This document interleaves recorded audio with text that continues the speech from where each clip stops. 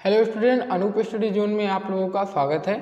तो पिछले वीडियो में हम लोग बात किए थे रेस्पिरेटरी सिस्टम के बारे में। तो उनमें हमने क्या श्वसन तंत्र में क्या देखा था, ट्रैकिया तक पढ़ लिया था, काफ़ी अच्छे से हम लोग उसमें बात किए थे। आज हम लोग बात करेंगे लंग्स ऑर्गन की, जो रेस्पिरेटरी सिस्टम में हमारा ऑर्गन भाग लेता है लंग्स, उसके बारे में आज हम लोग बात करेंगे। पहला पॉइंट है इसमें लंग्स। लंग्स क्या होता है, हमारे बॉडी में जो लंग्स होते हैं वो दो लंग्स पाए जाते हैं, एक राइट लंग्स पाए जाते हैं, एक लेफ्ट लंग्स पाए जाते हैं। तो 2 lungs are found in human body, मानव शरीर में 2 फेफड़े पाए जाते हैं। लंग्स को हम लोग फेफड़ा भी बोलते हैं और फुफ्फुस भी बोला जाता है, इसका अदर नाम एक है फुफ्फुस। अब ये क्या करते हैं, इनका वर्क क्या होता है, इनमें क्या होता है प्लूरा मेम्ब्रेन फाउंड होता है, पाया जाता है, ठीक है। Pleura membrane are found. अब जो प्लूरा मेम्ब्रेन होते हैं, प्लूरा झिल्ली जो होते हैं, उनका वर्क क्या होता है, तो इनका वर्क क्या होता है, ये हार्डनेस प्रोवाइड करते हैं, हार्डनेस प्रोवाइड आवर लंग्स। हमारे लंग्स को क्या प्रोवाइड करते हैं, सुरक्षा प्रदान करते हैं। कौन, प्लूरा मेम्ब्रेन, प्लूरा झिल्ली, ये सुरक्षा प्रदान करते हैं।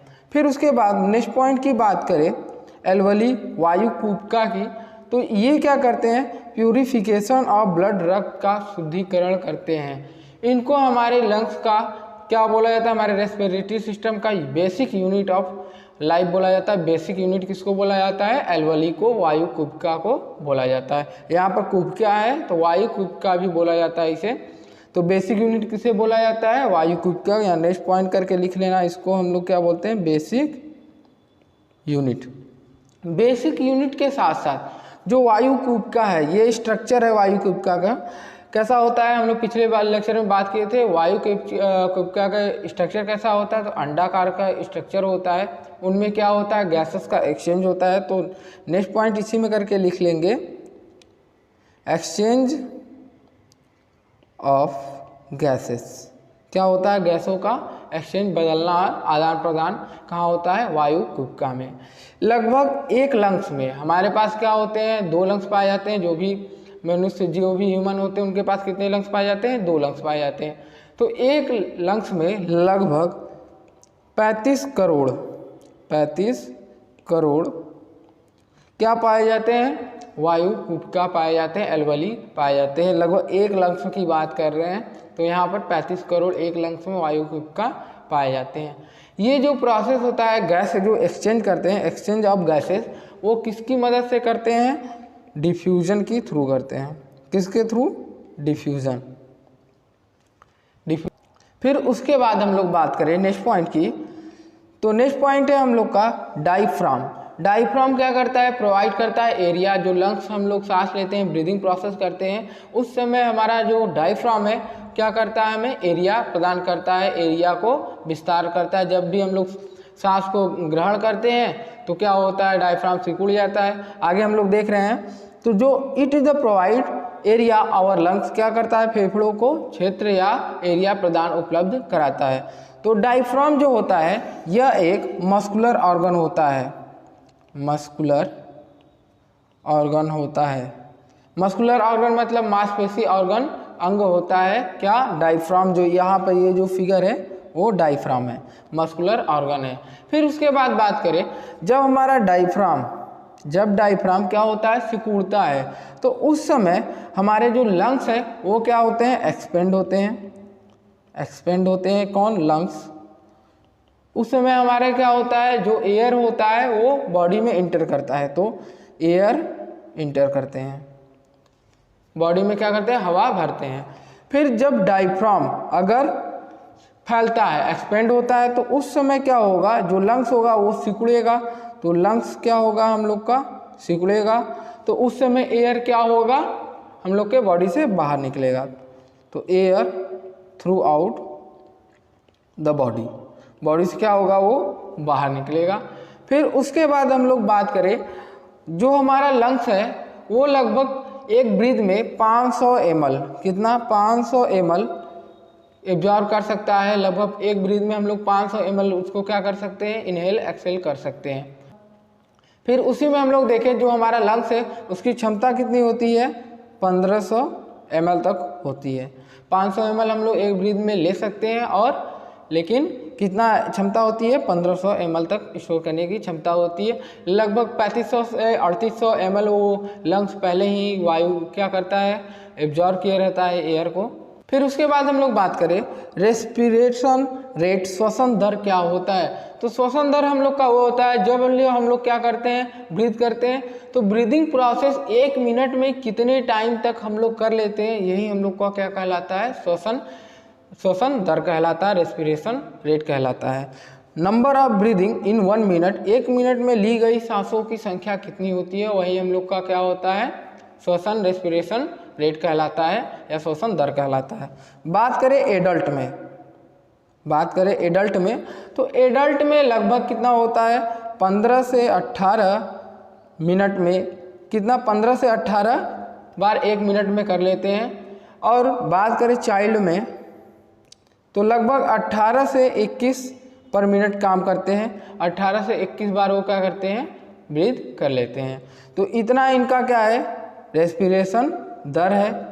जो रेस्पिरेशन रेट है वो हमारे एडल्ट में पूछेगा तो 15 से 18 और चिल्ड्रन में पूछेगा तो 18 से 21।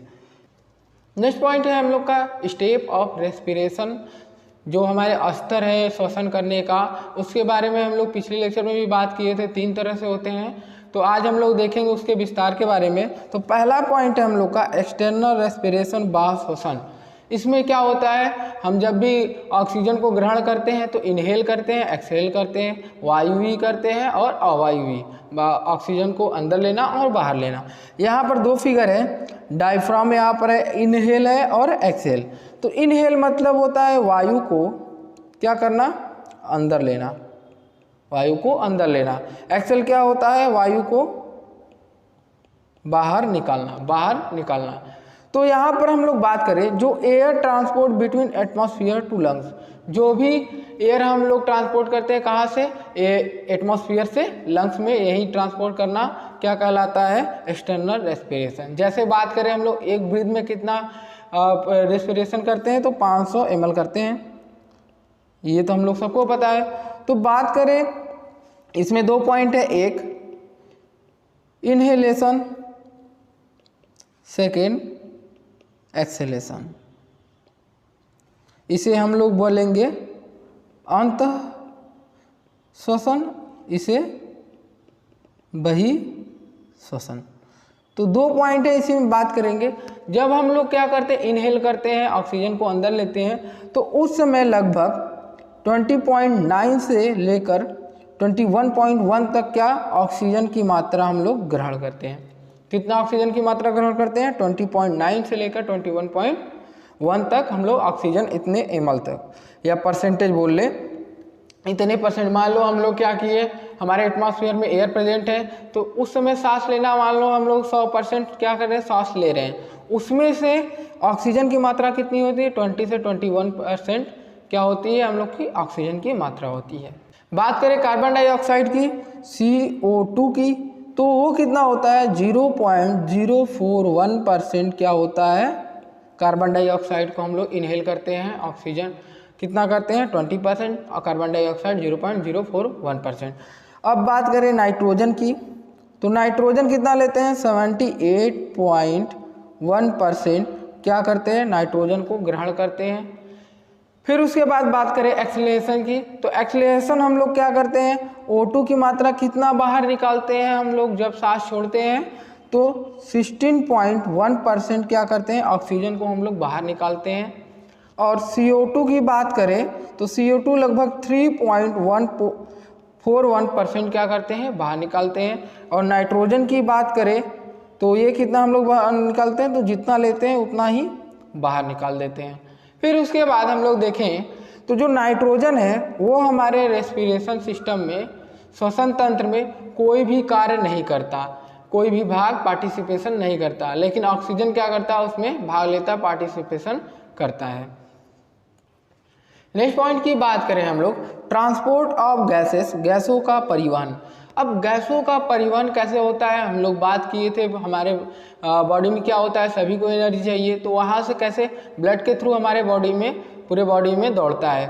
तो यहाँ पर हम लोग देखेंगे in this process gas are circulate in our body, हमारे पूरे बॉडी पार्ट में क्या ऑक्सीजन का मात्रा पहुँचना। इसमें क्या होता है, जो हम लोग ऑक्सीजन लेते हैं तो वो क्या होता है, ब्लड में मिलता है। कहाँ, ब्लड में। ब्लड में क्या पाया जाता है, आरबीसी, और जो आरबीसी है उसमें क्या प्रेजेंट होता है, हेमोग्लोबिन। क्या प्रेजेंट होता है, हेमोग्लोबिन प्रेजेंट होता है। तो हेमोग्लोबिन जो है, यहाँ पर पॉइंट एक और लिखा है हेमोग्लोबिन। हेमोग्लोबिन का वर्क क्या होता है, वो जो भी ऑक्सीजन हम लोग ग्रहण करते हैं उसको पूरे बॉडी में क्या करता है, वो फैलाता है या ढोने का कार्य करता है। तो haemoglobin is the work as oxygen carry, जो हीमोग्लोबिन ऑक्सीजन की वाहक का कार्य करता है। जो हीमोग्लोबिन है लगभग 100% मान लो हम लोग ऑक्सीजन लेते हैं तो उसमें से 98.5% ये ढोने का अकेले कार्य करता है। कौन, हेमोग्लोबिन अकेले कार्य करता है किसको, ऑक्सीजन को ढोने में। अब बचा है 1.5%, ये कौन ढोता है। फिर इसी में हम लोग नेक्स्ट पॉइंट बात करें, जो ब्लड है, जो यहाँ पर ब्लड हमने लिखा है ब्लड। अब ये जैसे हम लोग की एग्जाम्पल की बात करें, जैसे एक गांव है और एक जगह मार्केट है कहीं दूर है, तो वहाँ से यहाँ तक कपड़ा लेना हो, सब्जी लेना हो, सामान मार्केटिंग करना हो, तो वहाँ से ढोने का कौन सा कार्य करता है, कौन सा साधन उपलब्ध होता है, हम लोग के लिए साधन उपलब्ध होता है, या तो 2 व्हीलर्स, 3 व्हीलर्स, 4 व्हीलर्स। इससे हम लोग क्या करते हैं, अपना मार्केटिंग करते हैं। उसी प्रकार हमारे बॉडी में जब भी कोई भी ब्लड की ज़रूरत होती है, कोई भी चीज़ की न्यूट्रिशन हो या कोई भी पार्ट हो, carbohydrate, fat, oxygen, glucose, energy, कोई भी चीज़ की ज़रूरत हो तो वो वर्क कौन करता है, ब्लड करता है। अब हम लोग बात करें, जो हीमोग्लोबिन है उसका फार्मूला Hb है और ऑक्सीजन O2, ये जब आपस में रिएक्ट करते हैं तो HbO2 बनते हैं। बैलेंस करना सीखेंगे हम लोग केमिस्ट्री के पहले चैप्टर में, तो आज हम लोग देख लेते हैं ऐसे बैलेंस। यहाँ पर Hb के 2 है, यहाँ पर ऑक्सीजन भी 2 है, तो ये बैलेंस है हम लोग का। फिर उसके बाद हम लोग बात करें, अगर हमारे बॉडी में कार्बन डाइऑक्साइड की मात्रा अधिक हो जाएगी तो वो जो रिएक्शन है वो हम लोग का जस्ट अपोजिट हो जाएगा, वो अपोजिट कार्य करने लगेगा। अब बात करें हमारे बॉडी में, जब हमारे बॉडी में क्या होता है, खून की कमी हो जाती है। खून की कमी होने क्या होगा, आरबीसी की कमी हो जाती है, उनमें क्या होता है, हीमोग्लोबिन पाया जाता है, हीमोग्लोबिन पाया जाता है। तो हीमोग्लोबिन इन तीनों कमी से जो होता है, कौन सा रोग अगर पूछ लिया कौन सा रोग होता है, तो रोग का नाम है एनीमिया। एनीमिया, एनीमिया, ठीक है।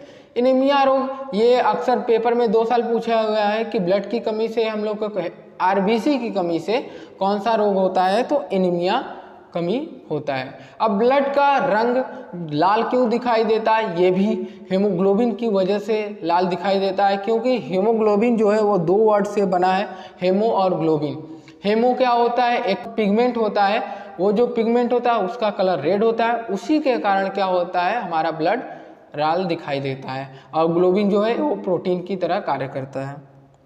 अब यहाँ पर फिगर में हम लोग बात करें तो हमारे ये स्ट्रक्चर किसका है, हम लोग का एल्वेली का, वायुकुपिका का स्ट्रक्चर है, ये गोलाकार। और ये जो यहाँ पर पाइपनुमा दिख रहा है ये किसका है, कैपिलरी ब्लड का है। इसमें एक ब्लड वेसल्स है और इसमें क्या है, कैपिलरी में हम लोग के छोटे छोटे कण हैं, रेड ब्लड सेल्स के क्या हैं, कण हैं। तो यहाँ पर देखो ऑक्सीजन क्या हो रहा है, ब्लड में जा रहा है, और O2 क्या है, एल्वेली में आ रहे हैं। तो O2 वहाँ लंग्स से क्या हो जाएंगे, बाहर निकल जाएंगे, और जो भी हमारे ऑक्सीजन की बॉडी में ज़रूरत होगी वो कैपिलरी के थ्रू पूरे बॉडी में पहुँच जाएंगे। फिर नेक्स्ट पॉइंट की बात करें हम लोग, थर्ड पॉइंट, तो इंटरनल रेस्पिरेशन, आंतरिक श्वसन। आंतरिक श्वसन को एक और नाम से जाना जाता है सेलुलर रेस्पिरेशन। हम लोग वहाँ पर बात किए थे सेलुलर रेस्पिरेशन, तो कंफ्यूज नहीं होइएगा। इंटरनल रेस्पिरेशन को हम लोग क्या बोलते हैं, सेलुलर रेस्पिरेशन। उसमें क्या होता है, जो भी हमारे बॉडी में क्या होते हैं, बात किए थे जो ऑर्गन होते हैं उनसे किससे बने होते हैं, टिश्यू से बने होते हैं। जो टिश्यू होते हैं वो सेल से बने होते हैं। अब हर एक सेल को क्या होता है, एनर्जी की ज़रूरत होती है। जो एनर्जी उनको मिलना होता है वो कहाँ से मिलती है, तो हमारे बॉडी की वृद्धि कैसे होती है, जब सेल डिवीज़न होते हैं तभी होती है। तो सेल डिवीज़न होने के लिए उन्हें क्या होनी चाहिए, एनर्जी आवश्यक होनी चाहिए। तो इंटरनल रेस्पिरेशन में हम लोग यही प्रोसेस देखेंगे। तो इसमें देखें हम लोग, तो एल्सो कॉल्ड सेलुलर रेस्पिरेशन, इसे कोशिकीय श्वसन कहा जाता है। ये कहाँ कंडक्ट होता है, सेल में कंडक्ट होता है। कहाँ, सेल में कंडक्ट होता है, कोशिकाओं में पूरा होता है। किस रूप में होता है, तो एनर्जी के रूप में होता है, तो एनर्जी प्रोड्यूस। अब जो एनर्जी है हम लोग को दो फॉर्म में मिलती है, एक बात करें तो ADP और एक बात करें तो ATP। ये दो चीज़ होते हैं जो हमारे बॉडी में पाए जाते हैं। तो जो ADP है, पहले ADP की बात करें, उससे पहले हम लोग पहले स्ट्रक्चर के बारे में देख लेते हैं। जो हमारा फिगर है यहाँ पर उसके बारे में थोड़ा सा देख लेते हैं कि जो सनलाइट है, सन मतलब सूर्य जो है, उससे हम लोग की सनलाइट मिलती है, उससे क्या हम लोग को मिलती है, एनर्जी। और जो ये हरा कलर का है उसमें क्या है, क्लोरोप्लास्ट। तो जनरली सी बात है, जिसमें क्लोरोप्लास्ट होगा उसमें क्लोरोफिल होगा। तो यहाँ से क्या मिल रहा है, H2O और वाटर। जब क्लोरोप्लास्ट और सनलाइट के प्रेजेंट में H2O और CO2 मिले तो वहाँ पर क्या, किसका फॉर्म होता है, ग्लूकोज का फॉर्म होता है। तो फोटोसिंथेसिस से क्या हुआ, फोटोसिंथेसिस प्रोसेस से क्या हुआ, हम लोग का ग्लूकोज मिला और ऑक्सीजन। जब हमारे ऑक्सीजन हम लोग लंग्स में जाएगा, कहाँ, माइटोकॉन्ड्रिया, हर एक सेल में माइटोकॉन्ड्रिया प्रेजेंट होता है। तो हमारे लंग्स में क्या, एयर प्रेजेंट होंगे, एयर प्रेजेंट होने वहाँ से ऑक्सीजन मिलेगा। ऑक्सीजन किससे रिएक्ट किया, ग्लूकोज से। ग्लूकोज से रिएक्ट करने के बाद क्या मिला, माइटोकॉन्ड्रिया में एनर्जी की उत्पत्ति हुई। क्या, केमिकल एनर्जी की उत्पत्ति हुई, किसके फॉर्म में, ATP के रूप में। यही प्रोसेस हम लोग का क्या कहलाता है, सेलुलर रेस्पिरेशन। अब बात करते हैं ATP। तो ATP और ADP दो तरह के रूप होते हैं। तो पहले हम लोग बात करते हैं ADP। जो ADP होता है वो किससे बना होता है, तो ये जो सबस्टेंस है, substance of phosphate which present in our cell, in our cell. क्या होते हैं, जो भी पदार्थ है ADP है उसमें क्या प्रेजेंट होते हैं, फॉस्फेट। फॉस्फेट से बना क्या पदार्थ हमारे ADP में पाया जाता है, हमारे सेल में पाया जाता है, हमारे बॉडी के सेल में पाया जाता है। तो इनके पास जो भी एनर्जी होती है, जो एनर्जी होती है वो कैसी एनर्जी होती है, लो होती है। क्या होती है, लो होती है। जो ADP होती है वो उसके पास कैसी एनर्जी होती है, लो एनर्जी होती है। अगर इसका फुल फॉर्म देखें, अगर ADP की फुल फॉर्म की बात करें तो इसका फुल फॉर्म क्या है, एडिनोसिन डाई फॉस्फेट। इसका फुल फॉर्म क्या है, एडिनोसिन डाइफॉस्फेट। अब यहाँ पर हम लोग बात करें जो एडिनोसिन डाइफॉस्फेट है, तो यहाँ पर हिंदी में उसका कोई टर्म नहीं है। जैसे इंग्लिश में लिखा है, जैसे हम लोग हिंदी में बोलते हैं, वैसे ही हम लोग हिंदी में इसको लिख भी लेंगे, एडिनोसिन डाइफॉस्फेट। फिर बात करें अगर ATP की, ATP की बात करें हम लोग, तो ATP क्या होता है, ATP का फुल फॉर्म क्या होगा, एडिनोसिन ट्राइफॉस्फेट। क्या होगा, ट्राइफॉस्फेट, एडिनोसिन ट्राइफॉस्फेट। अब यहाँ पर ऊपर वाले में देखें ADP, तो वो किसमें था, डाइफॉस्फेट, लेकिन यहाँ पर क्या हुआ, ट्राइफॉस्फेट। मतलब एक फॉस्फेट जुड़ने से क्या हुआ, ATP बन गया। तो ADP प्लस P मतलब हो गया फॉस्फेट, वो क्या हो गया, यहाँ पर P मतलब हो गया फॉस्फेट, ठीक है। तो ADP प्लस P फॉस्फेट क्या बन गया, ATP। ये जो ATP है ये इसके पास कैसा एनर्जी होगा, तो हाई एनर्जी होगा, अधिक ऊर्जा होगा, ठीक है, अधिक ऊर्जा होगा, हाई एनर्जी इसके पास होता है। इसको हम लोग करेंसी वैल्यू ऑफ बॉडी भी बोलते हैं, करेंसी वैल्यू ऑफ बॉडी भी इसको बोला जाता है, किसको, ATP को, क्योंकि ये हमारे बॉडी को ऊर्जा देता है। नेक्स्ट पॉइंट की बात करें तो इसमें हम लोग देखेंगे जो हमारे एनारोबिक और एरोबिक जो रेस्पिरेशन होते हैं, ऑक्सीजन के उपलब्धि में और ऑक्सीजन के उपस्थिति में, अनुपस्थिति में, इन दोनों के रूप में हम लोग देखें तो कार्बन डाइऑक्साइड, ग्लूकोज जो है, ग्लूकोज का फार्मूला क्या होता है,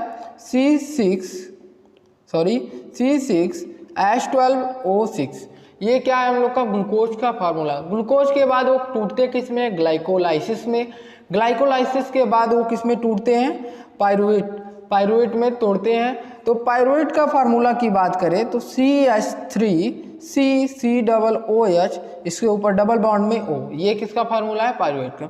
ये जो प्रोसेस होता है ग्लूकोज से पायरुवेट चेंज होने का, ये किस में होता है, तो साइटोप्लाज्म में चेंज होता है। कहाँ पर, साइटोप्लाज्म, कोशिका द्रव्य में ये कार्य होता है। साइटोप्लाज्म में ये कार्य होता है किसे, ग्लूकोज से पायरुवेट में चेंज होना। फिर उसके बाद बात करें, दो चीज होते हैं, एक ऑक्सीजन की उपलब्धि में टूटना, एक अनुपस्थिति में टूटना, एनारोबिक और एरोबिक में। तो ये जो यहाँ से ये वाला प्रोसेस है इधर, ये लास्ट वाला, तो ये जो प्रोसेस है ये ऑक्सीजन के उपस्थिति में है। ऑक्सीजन के उपस्थिति में ये कहाँ टूट रहे हैं, माइटोकॉन्ड्रिया में। ऑक्सीजन की उपस्थिति में कहाँ ये रिएक्शन हो रहे हैं, माइटोकॉन्ड्रिया में। जब ये रिएक्ट कर रहे हैं तो दे क्या रहे हैं, कार्बन डाइऑक्साइड और वाटर और पानी और ऊर्जा। ऊर्जा इसमें सबसे महत्वपूर्ण है कि ये रिएक्शन कहाँ होता है, माइटोकॉन्ड्रिया में। माइटोकॉन्ड्रिया में जो भी रिएक्शन होते हैं ऑक्सीजन के उपलब्धि में, वो क्या देते हैं, एनर्जी देते हैं। कितना एनर्जी देते हैं, 37 ATP देते हैं। कितना देते हैं, 37 ATP देते हैं। और कितना कैलोरी देते हैं, तो 676 कैलोरी देते हैं, कैलोरीज ये प्रदान करते हैं। फिर उसके बाद बात करें, ये जो बाकी दो बचे रिएक्शन है वो हमारे ऑक्सीजन के उपस्थिति में नहीं होते हैं और अनुपस्थिति में होते हैं, एब्सेंट ऑफ ऑक्सीजन। पहला बात करें कि लैक्टिक एसिड की, तो जब हमारे बॉडी में क्या होता है, ऑक्सीजन की कमी हो जाती है, जब हम लोग कोई भी हार्ड वर्क करते हैं, कहाँ पर, मसल्स में। ये कहाँ पर होता है, मसल्स में होता है, मांसपेशियाँ में, ठीक है, मांसपेशियाँ में होती है। जब हम कोई भी हार्ड वर्क करते हैं तो उस समय क्या होता है, हमारे मसल्स में ऑक्सीजन की कमी हो जाती है। तो यहीं पर क्या होता है, लैक्टिक एसिड बना लेता है, लैक्टिक अम्ल अम्लीय बना लेता है और एनर्जी। यहाँ पर जो एनर्जी बनता है लगभग 2 ATP बनता है, 2 ATP बनता है। 27 कैलोरी के लगभग ये बात करें तो 27 कैलोरी बनता है, 2 ATP यहाँ पर बनता है। फिर उसके बाद हम लोग बात करें थर्ड में, इसमें जो यहाँ पर इथेनॉल बना रहा है, तो ये भी ऑक्सीजन के अनुपस्थिति में होता है। तो यहाँ पर क्या बनाता है, लेकिन ये जो प्रोसेस होता है कहाँ होता है, ईस्ट में होता है, यहाँ आप लिख लेना ईस्ट में। तो क्या बनाता है, एथेनॉल। एथेनॉल बनाता है, कार्बन डाइऑक्साइड बनाता है और एनर्जी बनाता है। यहाँ पर जो एनर्जी बनते हैं वो लगभग 2 ATP बनते हैं। कितना, 2 ATP यहाँ भी बनते हैं। बस फर्क इतना है, जो एथेनॉल बनता है वो यहाँ पर क्या होते हैं, 2 कार्बन के अणु ही रहते हैं। कितने, 2 कार्बन अणु होते हैं। लेकिन लैक्टिक एसिड में कितने होते हैं, 3 कार्बन अणु बनते हैं। यहाँ से क्या हुआ, ग्लूकोज के पास कितना था, 6 कार्बन अणु था। फिर उसके बाद टूटा तो कितना हुआ, 3। फिर यहाँ पर भी 3 थे और इथेनॉल में भी 2। इथेनॉल में कितना थे, 2 थे। और लैक्टिक एसिड में कितने हुआ, 3। बात करते हैं जो एरोबिक रेस्पिरेशन है, इसको हम लोग एक क्रैश साइकिल भी बोलते हैं। जो ऑक्सीजन की उपलब्धि में माइटोकॉन्ड्रिया में होता है जो प्रोसेस, इसे हम लोग क्रैश साइकिल भी बोलते हैं। फिर अगर हम लोग देखें कि जो भी रेस्पिरेशन होता है कहाँ, अगर अमीबा में बात करें तो उनमें क्या होता है, डिफ्यूजन के थ्रू रेस्पिरेशन होता है। अगर मछलियों में बात करें तो गिल्स के थ्रू होता है। और कुछ सॉइल के थ्रू भी होते हैं रेस्पिरेशन, जैसे अर्थवार्म हुए, लीच हुए, इनमें क्या होता है, रेस्पिरेशन स्किल के थ्रू होता है। आज हम लोग के वीडियो में श्वसन तंत्र समाप्त हो गया, रेस्पिरेशन सिस्टम समाप्त हो गया ये टॉपिक। अब अगले पार्ट में पढ़ेंगे ब्लड के बारे में, हार्ट के बारे में। तो मिलते हैं नेक्स्ट वीडियो में। अगर वीडियो अच्छी लगी हो तो लाइक करिएगा, शेयर करिएगा, कमेंट करिएगा। अगर चैनल को अभी तक सब्सक्राइब नहीं किया है तो सब्सक्राइब करना ना भूलिएगा। धन्यवाद।